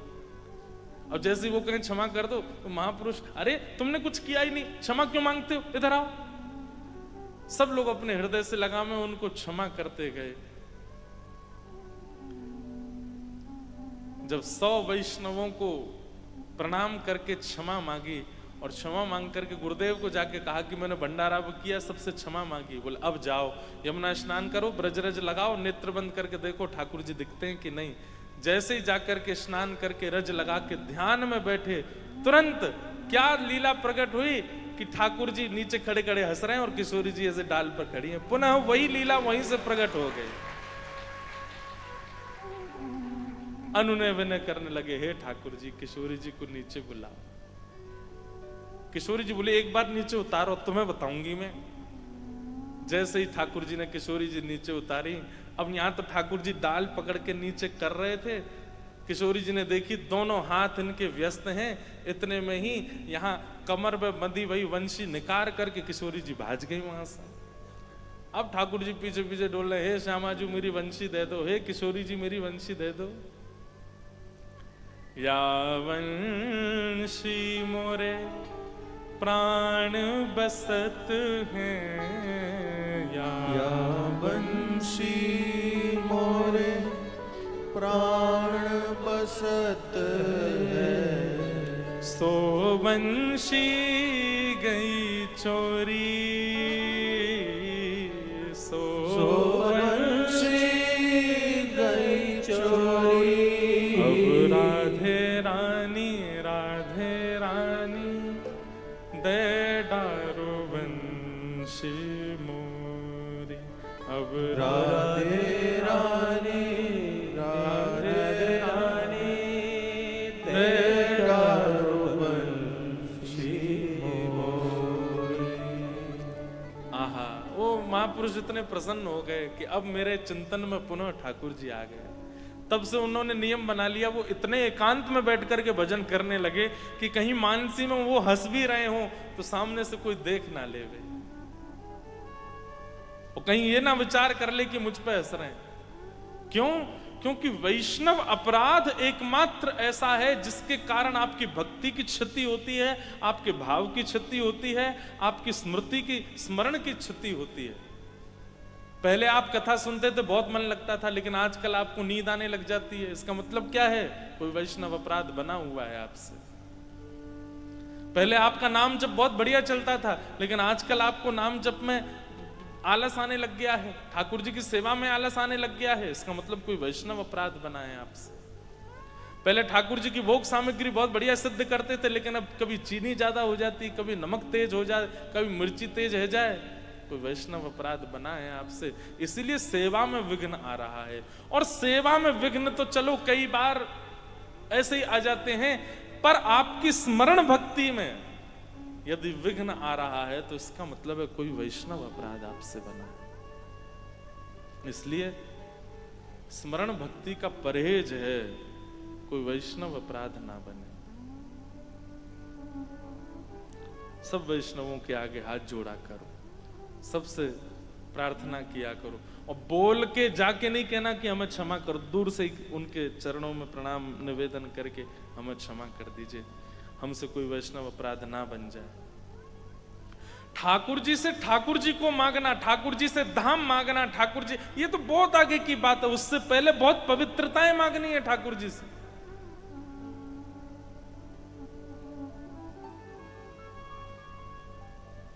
ऐसे भाव। तो स्मरण भक्ति में परहेज क्या है? कोई वैष्णव अपराध ना बने। स्मरण भक्ति में दूसरा परहेज अन्न की शुद्धि, क्योंकि जैसा खाओ अन्न वैसा होवे, और मन ही शुद्ध नहीं होगा तो स्मरण कैसे शुद्ध होगा? इसलिए अन्न की शुद्धि।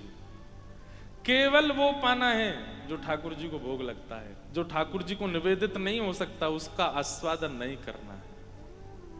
हमारे ब्रज में एक संत थे, भोजन के बड़े शौकीन थे।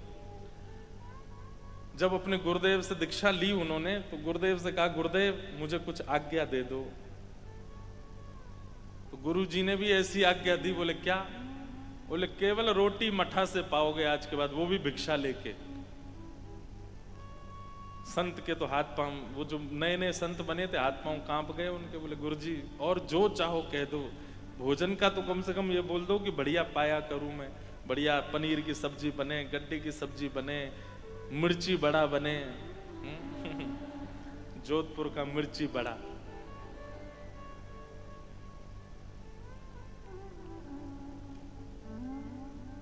और क्या बनता है जोधपुर में? है समोसा। समोसा भी प्रसिद्ध है। मारवाड़ी,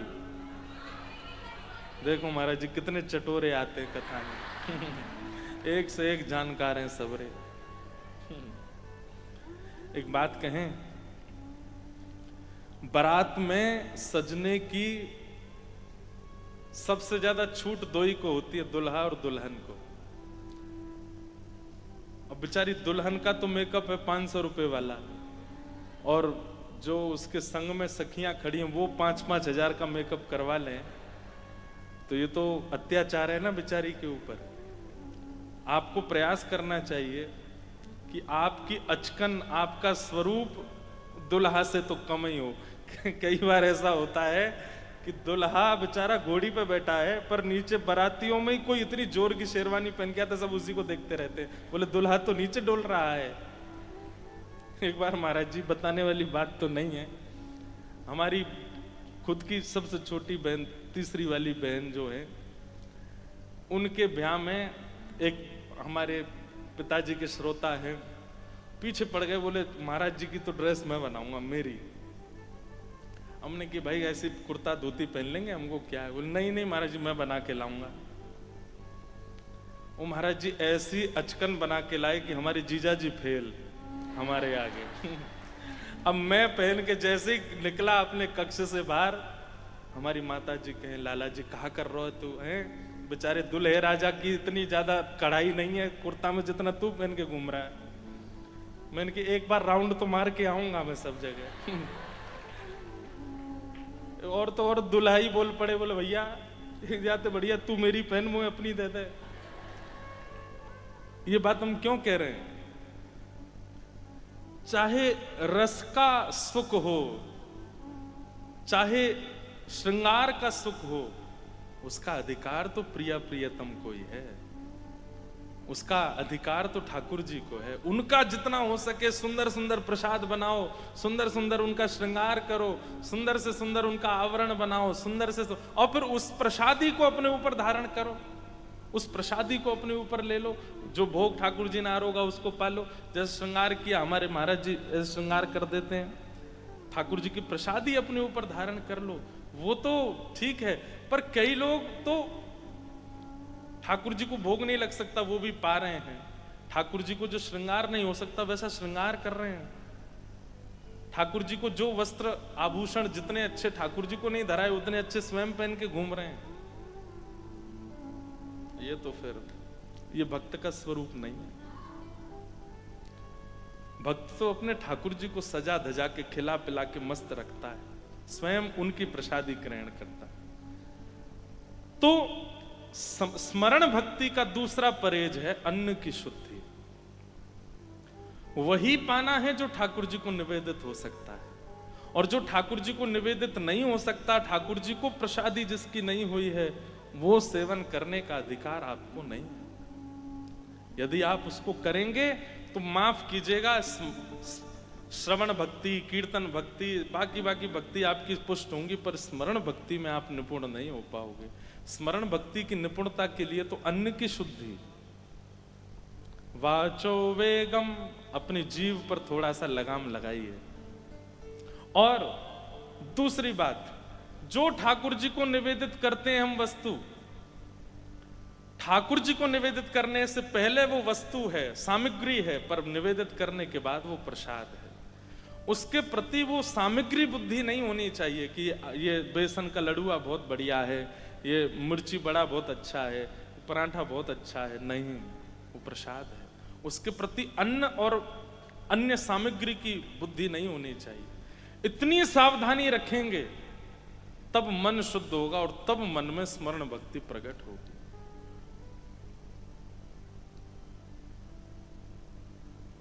अन्न की शुद्धि, अन्न की शुद्धि और वैष्णव अपराध, ये दो परहेज हैं स्मरण भक्ति में। अगर ये दो किए जाएं तो निपुणता है। अब तीसरी बात, स्मरण भक्ति के आचार्य प्रहलाद जी, स्मरण भक्ति के परहेज, वैष्णव अपराध और अन्न की शुद्धि, वैष्णव अपराध से बचना और अन्न की शुद्धि रखना। अब स्मरण भक्ति के ठाकुर कौन है? बहुत रात भर विचार किया महाराज जी कि स्मरण भक्ति के ठाकुर कौन से हैं, स्मरण भक्ति के ठाकुर जी कौन से हैं, परंतु मन में विचार आया, स्मरण भक्ति के ठाकुर नहीं है, ठकुरानी है। स्मरण भक्ति की तो ठकुरानी है हमारी किशोरी जी, हमारी लाडली जी, हमारी राधा रानी। हे सुन राधिका दुलारी, सुन राधिका दुलारी, तेरे द्वार का भिकारी, द्वार का भिकारी, तेरे श्याम का पुजारी, पीड़ा है हमारी, हमें श्याम ना मिला, हमें श्याम ना मिला। हम सोचते थे कान्हा कहीं कुंजन में होगा, सोचते हैं कान्हा कहीं कुंजन में होगा। हो अभी तो मिलन का हमने सुख नहीं भोगा, अभी तो मिलन का हमने सुख नहीं भोगा। सुन के प्रेम की परिभाषा, सुन के प्रेम की परिभाषा, मन में बंधी थी जो आशा, मन में बंधी थी जो आशा, आशा हुई रे निराशा, झूठी दे गया दिलासा। श्याम ना मिला हमें, श्याम ना मिला हमें, श्याम ना मिला हमें श्याम ना मिला। भैया श्रवण भक्ति के ठाकुर जी महाप्रभु जगन्नाथ, कीर्तन भक्ति के ठाकुर जी श्री पंढरी नाथ, पर स्मरण भक्ति के ठाकुर नहीं ठकुरानी है हमारी किशोरी जी, हमारी राधा रानी। आपसे साधन ना बने, आपसे परहेज ना हो, आपकी स्मरण भक्ति को आप पुष्ट करने की इच्छा रखते हो तो किशोरी जी की शरण ग्रहण कर लो। हमारी किशोरी जी, भैया ये बात मेरे मन में कैसे आई, मैं मनगढ़ंत बात नहीं कह रहा हूं, ये बात मेरे मन में आई क्योंकि जब महाराज के मध्य से ठाकुर जी अंतर ध्यान हो गए तो गोपियां भी किशोरी जी की शरण में गई, और वहां किशोरी जी की शरण में जाके किशोरी जी ने जो स्मरण प्रकट करवाया है गोपियों के चित्त में, वही गोपी गीत बन करके प्रकट हुआ, जिस गोपी गीत ने ठाकुर जी को प्रकट कर दिया।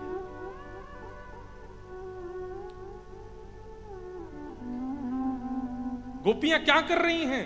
वह स्मरण प्रकट कर रही हैं, वो स्मृतियां प्रकट करके ठाकुर जी से कह रही हैं जो उनके साथ घट चुकी है।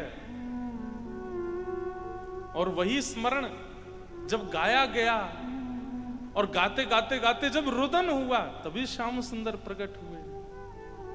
इससे ये बात पुष्ट होती है कि स्मरण भक्ति के ठाकुर नहीं ठकुरानी है, स्मरण भक्ति की ठकुरानी हमारी किशोरी जी, हमारी लाडली जी है, श्री राधा रानी।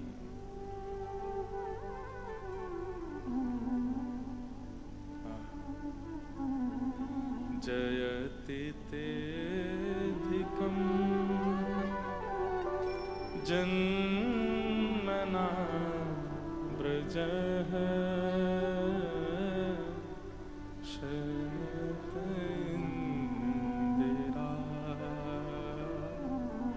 सस्वतत्र दैतदृश्यता दीक्षुतावक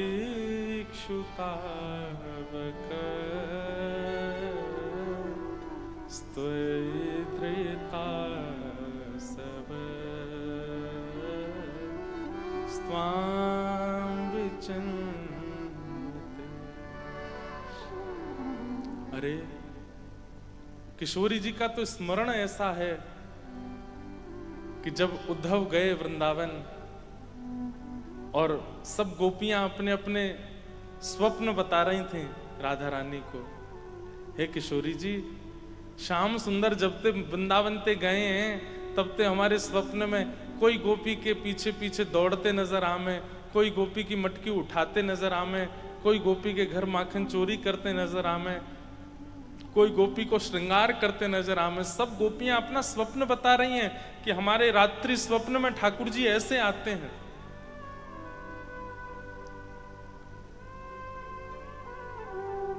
गोपियां कहती हैं, हे श्यामाजू, ने अपने स्वप्न के बारे में बताओ, आपके स्वप्न में ठाकुर जी कैसे आते हैं? किशोरी जी प्रसन्न होकर के और थोड़े मंद मंद मुस्काते हुए कहते हैं, अरे तुम सबरी गोपी कितनी भाग्यशाली हो कि तुम सबके स्वप्न में श्री कृष्ण आवे। पर मैं तो कहा बताऊं, जाद नाते श्याम सुंदर वृंदावन छोड़ के गए, मेरी बैरिणी निद्रा भी उन्हीं के संग चली गई। तुम नींद आती है तो स्वप्न देखती हो, पर मुझे तो नींद ही ना आवे।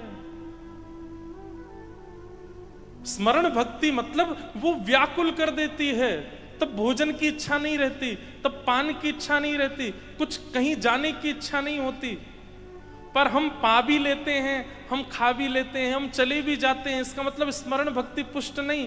किशोरी जी की स्मरण भक्ति तो देखो, 100 वर्ष बाद जब ठाकुर जी मिलते हैं कुरुक्षेत्र में, तब रुक्मणी जी किशोरी जी का दर्शन करने गई और दूध लेकर के गई हैं। संवाद तो बड़ा है, पर रुक्मणी जी का भाव ऐसा कि जैसे किशोरी जी के सन्मुख कहती हैं कि मैं आपके लिए उपहार में दुग्ध लाई हूं, तो किशोरी जी कहती हैं, रुक्मणी तुम्हारा उपहार स्वीकार है, पर जादना से श्याम सुंदर गए हैं व्रज वृंदावन से, वादिन से मैंने गौ सामग्री स्वीकार नहीं करी है। निद्रा और दुग्ध, ये दो स्वीकार सुख में किए जाते हैं, ये दो स्वीकार आनंद में किए जाते हैं। और मेरा आनंद तो श्री कृष्ण है। जब श्री कृष्ण ही मथुरा चले गए, द्वारिका चले गए, तो ये मैं आनंद कैसे कर सकूं?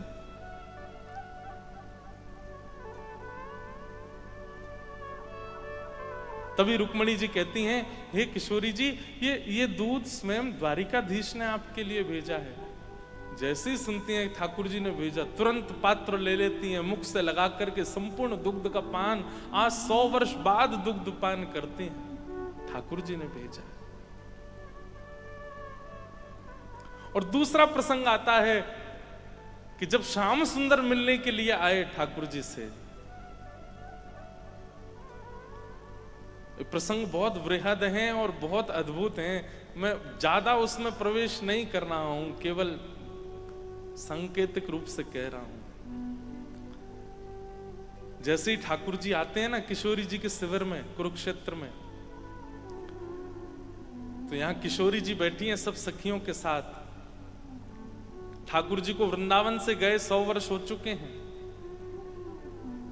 और तभी सब सखियां बात करती हैं और किशोरी जी से कहती हैं, यहीं कुरुक्षेत्र में द्वारिका के लोगों का शिविर भी लगा है, और हमने तो सुनी है आज सूर्य ग्रहण के अवसर पर श्याम सुंदर की पुष्प अर्चन चल रहे हैं, तुलसी अर्चन चल रहे हैं। किशोरी जी प्रसन्न होती हैं, अच्छी बात है, कुछ पुष्प अपने यहां से भी भिजवा दो ठाकुर जी की सेवा में। और अचानक बोलते बोलते किशोरी जी स्तब्ध हो जाती हैं। सब सखियां कहती हैं, हे श्यामाजू आप कछु कह रही, कहां भयो? किशोरी जी कहती हैं कि अभी व्यार चली और जो हवा आई है ना बाहर से, वाह वायु में श्याम सुंदर के अंग की सुगंधी आ रही है। अरे विशाखा ने जाके देखियो कहीं श्याम सुंदर तो नहीं आ रहे हैं। विशाखा जी बोली, हे लाडली जी, आपको तो ऐसी व्यार कितनी बार अनुभव हो चुकी हैं, पर हर बार हम देखवे जामे श्याम सुंदर नहीं। अरे उनको तो पुष्प अर्चन चल रहा है, तुलसी अर्चन चल रही, वो कैसे आएंगे यहाँ पे? किशोरी जी कह रही हैं, पर इस बार की सुगंधी पूर्ण रूपेण वैसी है जैसी श्याम सुंदर के अंग की है, एक बार जाके देखना कहीं श्याम सुंदर आ रहे हैं। विशाखा जी जाकर के जैसे ही पर्दा हटाती हैं तो देखती हैं कि श्याम सुंदर चले आ रहे हैं, द्वारिकाधीश किशोरी जी की तरफ आ रहे हैं।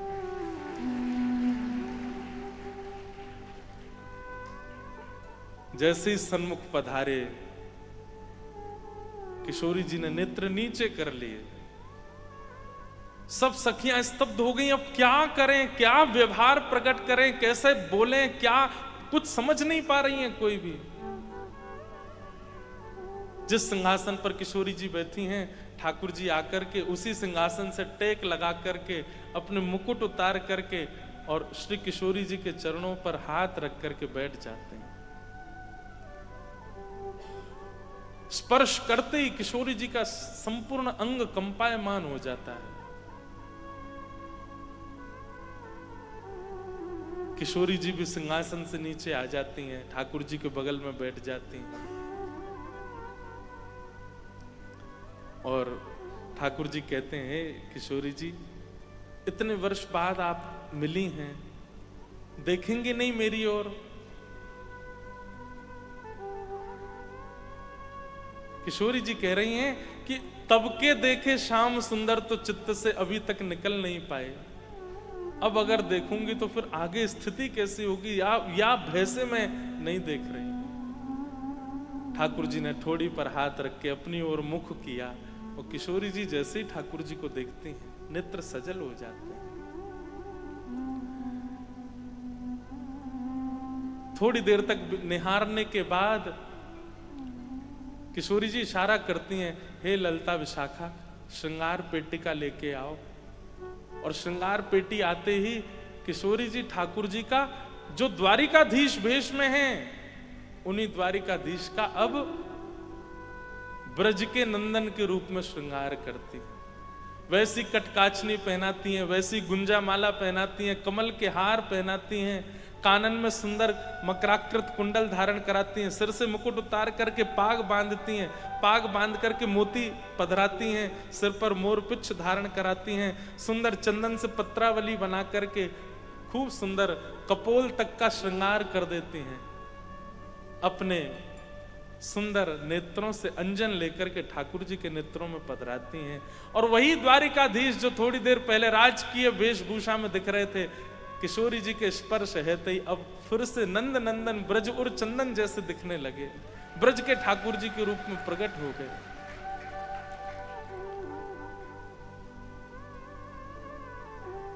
हो तो दासी नित्य तिहारी, हो तो दासी नित्य तिहारी। हमारे भाई जी महाराज षोडश गीत में किशोरी जी का भाव उद्गार प्रकट करते हैं ठाकुर जी के लिए। प्राणनाथ जीवन धन मेरे, प्राणनाथ जीवन धन मेरे, प्राणनाथ जीवन धन मेरे, प्राणनाथ जीवन धन मेरे। हो तुम पे मैं बलिहारी, हो तुम पे बलिहारी, हो तो दासी नित्य तिहारी, हो तो दासी नित्य तिहारी। और ठाकुर जी का श्रृंगार किया किशोरी जी ने, और श्रृंगार करके केवल अष्ट सखियां हैं, किशोरी जी हैं और ठाकुर जी के साथ श्री लाडली जी रास विहार करते हैं। 100 वर्ष बाद रास विहार हो रहा है। बंधुओं, निभृत निकुंज की चर्चाएं अलग हैं, निकुंज की चर्चाएं अलग हैं, कुंज की चर्चाएं अलग हैं। ये रास विहार कुंज में हो रहा है, जिस कुंज में सब लीलाएं हैं, द्वारिका लीला, मथुरा लीला, सब लीलाएं हैं। निभृत निकुंज में तो आज भी रास विहार होता है ठाकुर जी का, पर निकुंज की लीला में तो ठाकुर जी द्वारिकाधीश हैं। कुंज की लीला में द्वारिकाधीश के साथ ठाकुर जी, किशोरी जी रास विहार कर रहे हैं। और रास विहार करके जब ठाकुर जी वापस अपने शिविर की ओर जा रहे हैं, तब आज 100 वर्ष बाद किशोरी जी कहती हैं, अरे ललिते नेक सेज बिछाए दे, मुझको नींद आ रही है, आज सोऊंगी मैं। 100 वर्षों से सोई नहीं है किशोरी जी, और आज अपनी शयन शैया पर पौड़ जाती हैं, और पौड़ करके मानो जैसे इतने वर्षों की निद्रा, आज तृप्ति का अनुभव तो हो नहीं सकता, पर वो किंचित तृप्ति जो है उससे निद्रा आज इतने, अरे स्मरण, ऐसा स्मरण कौन करता होगा जैसा हमारी किशोरी जी का। इसलिए मैं कहता हूं कि ठाकुर सब भक्ति के हैं, पर स्मरण भक्ति की तो ठाकुरानी है, श्री राधा रानी। यहां स्थिति ये हो गई कि ठाकुर जी जैसे लौट करके गए द्वारिका के शिविर में, गए तो थे राजकीय वेशभूषा में, लेकिन लौट के आए श्याम सुंदर बन के।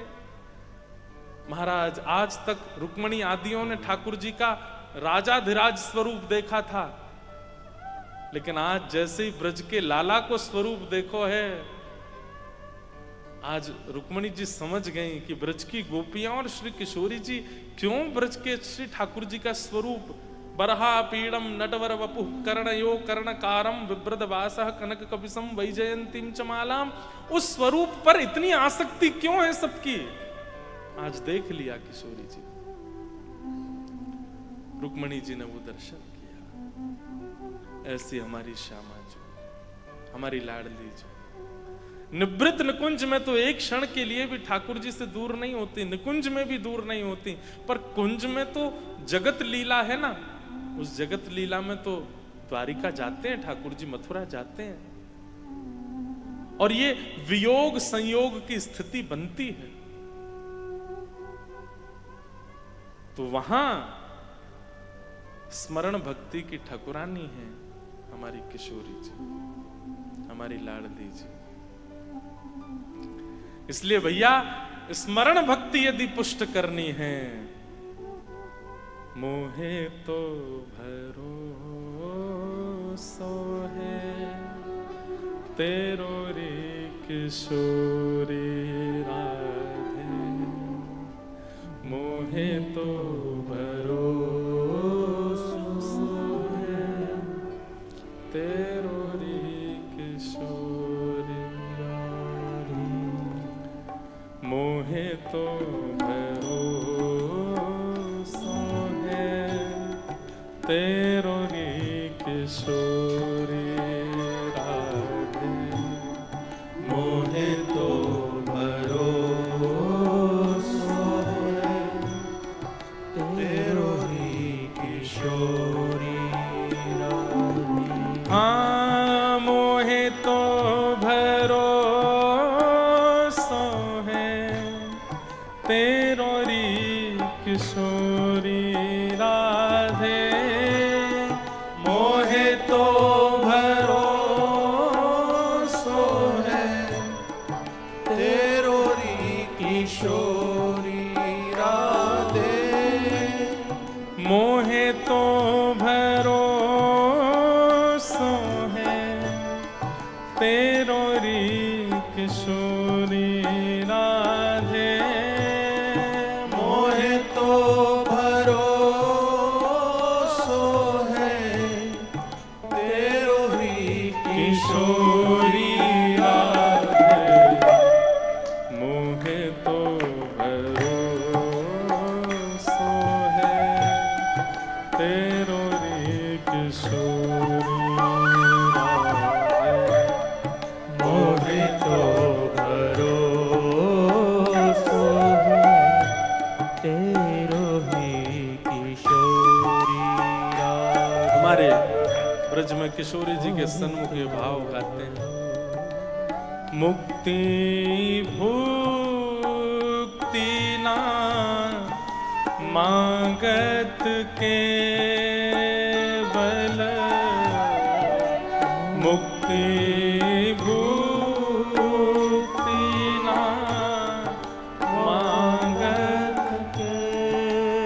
हे श्यामा जी, हमें मुक्ति भुक्ति नवनिधि आदि ये सब नहीं चाहिए, केवल एक बात चाहिए और आप वो पूरी कर सकती हैं। क्या? अपनो जान संभालो किशोरी राधे, अपनो जान संभालो किशोरी राधे, अपनो जान संभालो किशोरी राधे, अपनो जान संभालो किशोरी राधे, मोहे तो भरोसो है तेरो रे किशोरी राधे, मोहे तो भरोसो है तेरो ही किशोरी राधे। और साधन हीन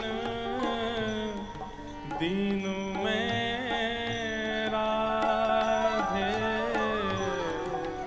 साधन हीन दीन मेरा साधन हीन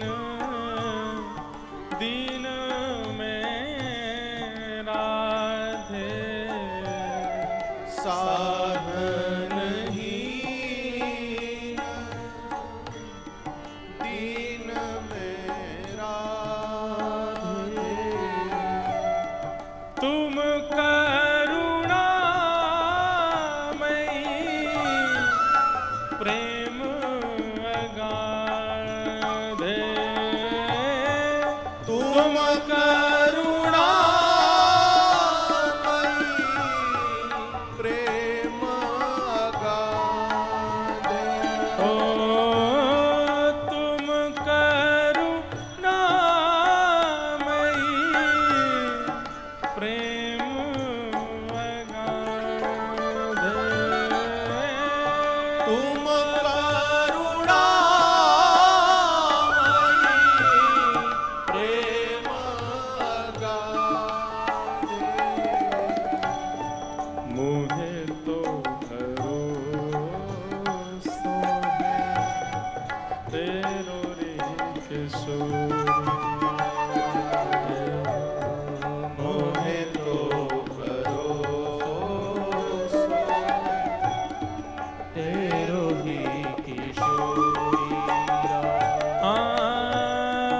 मोहे तो भरोसा है तेरो री किशोरी राधे मोहे तो भरोसो है तेरो री किशोरी राधे मोहे तो भरोसा है तेरो री किशोरी राधे मोहे तो भरोसो है तेरो ही किशोरी राधे मोहे तो भरोसा है तेरो रे किशोरी मोहे तो भरोसो है तेरो ही किशोरी तेरो रे किशोरी राधे तेरो ही किशोरी स्मरण भक्ति के ठाकुरानी है हमारी किशोरी जी। यदि कभी लगता हो कि हमारे स्मरण भाव में कोई कहीं कोई कमी है, कोई चूक है, तो किशोरी जी के स्मरण भाव को पूर्ण करो।